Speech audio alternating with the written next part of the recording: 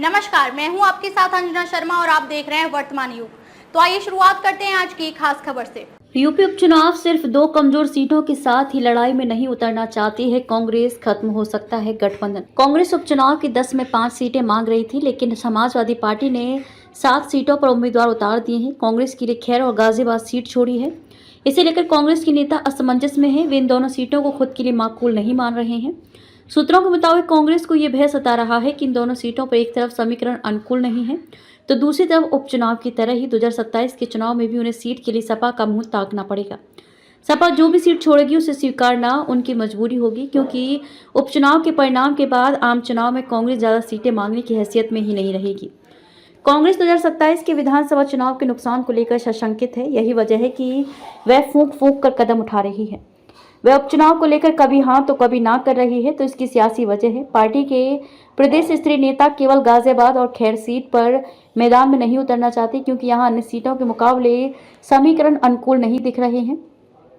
यहां के परिणाम कांग्रेस के लिए भविष्य में सीटों के बंटवारे पर भी असर डालेंगे। यही वजह है कि कांग्रेस का एक धड़ा गठबंधन का विरोध कर रहा है। इन नेताओं का तर्क है कि मन मुताबिक सीटें नहीं मिलने पर उपचुनाव से किनारा करना चाहिए। ऐसे में कांग्रेस के नेता उपचुनाव में गठबंधन पर कभी हाँ तो कभी ना कह रहे हैं। वे भाजपा को हराने की वकालत करते हैं, लेकिन गठबंधन कायम रहेगा या नहीं, ये मसला सिर्फ नेतृत्व पर छोड़ते हैं। प्रदेश अध्यक्ष अजय राय ने सोमवार शाम स्पष्ट किया कि उपचुनाव लड़ने से इनकार नहीं किया है, लेकिन सिर्फ 2 सीटें नाकाफी हैं। प्रदेश के सभी नेताओं से मशवरा करके वस्तु स्थिति के बारे में शीर्ष नेतृत्व को अवगत करा दिया है। मंगलवार दोपहर तक स्थिति साफ हो जाएगी। शीर्ष नेतृत्व से मिले निर्देश के तहत ही आगे की रणनीति तैयार की जाएगी। भाजपा को हराना जरूरी है, इसके लिए जरूरत पड़ी तो कुर्बानी भी देने को तैयार है। आखिर कौन ले जिम्मेदारी? सपा कांग्रेस के बीच लोकसभा चुनाव में गठबंधन हुआ, लेकिन हरियाणा जम्मू कश्मीर के बाद अब मुंबई में ये कायम नहीं है।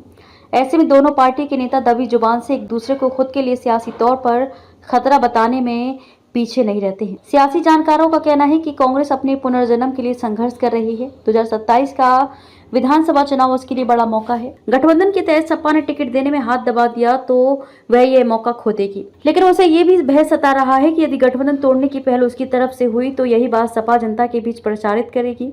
ऐसे में भाजपा के विरोधी खेमे में कांग्रेस खलनायक साबित होगी। ऐसे में प्रदेश कांग्रेस के नेता ना चाहते हुए भी गठबंधन का मामला शीर्ष नेतृत्व पर छोड़ने की बात कह रहे हैं। कुछ ऐसी स्थिति समाजवादी पार्टी की भी है। वह भी खुले तौर पर गठबंधन से इनकार इसलिए नहीं कर रही है कि भविष्य में भाजपा को बढ़त मिली तो कांग्रेस उसे जिम्मेदार ठहराएगी। खबरों में अब तक के लिए बस इतना ही। फिर होगी आपसे मुलाकात कुछ ऐसी ही खास खबरों के साथ। तब तक के लिए नमस्कार और देखते रहिए वर्तमान युग।